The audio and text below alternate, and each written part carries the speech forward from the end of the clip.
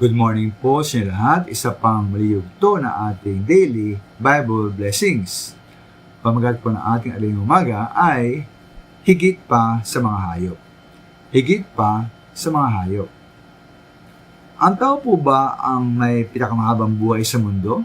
Hindi po. Ayon po sa aking pagkasaliksik, meron parang balyena.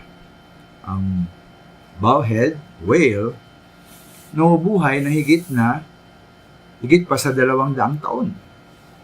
May pating naman ang Greenland shark na may buhay po higit pa sa 400 taon. Sa kasalukuyang mga minamahal, November 4, 2024, ang kilalang pinakamatandang tao ay isang lalaki po sa United Kingdom, sa UK, na 111 years old. 111 na taong gulang. Ngayon po, maaaring mahaba ang buhay ng ilang hayop, ngunit isang bagay po ang pareho sa tao, sa balyena at pating. May hangganan po ang kanilang mga buhay. Ngayon po sa Ecclesiastes 3:19-20, ang hantungan ng tao at ng hayop ay isa. Lahat ay mamatay. Ang tao ay walang kaibahan sa hayop, sapagkat ang lahat ay walang kabuluhan. Iisa ang kauwian, lahat ay buhat sa alabok, at sa alabok din ang uuwi.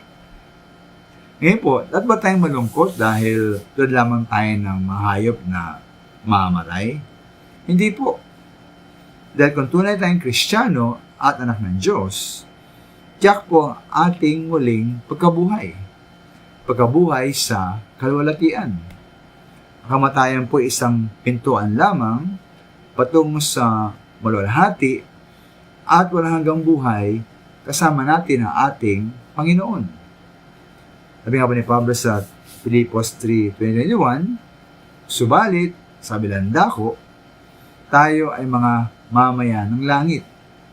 Doon nagmumula ang tagapagligtas na hinihintay natin ng may panabik, ang Panginoong Jesucristo. Sa magitan ng kapangyarihang ginamit niya sa pagkapasuko sa lahat ng bagay, ang ating katawang lupa na may kahinaan ay babaguhin niya upang maging malahating tulad ng kanyang katawan. Kaya hindi ko po alam kung meron pang mahayop sa langit. Ngunit pasalamat tayo mga minamahal, magpuri tayo sa Panginoon, tayo mga Kristiyano, na nakatiyak doon sa langit ng buhay na walang hanggan. Maraming salamat.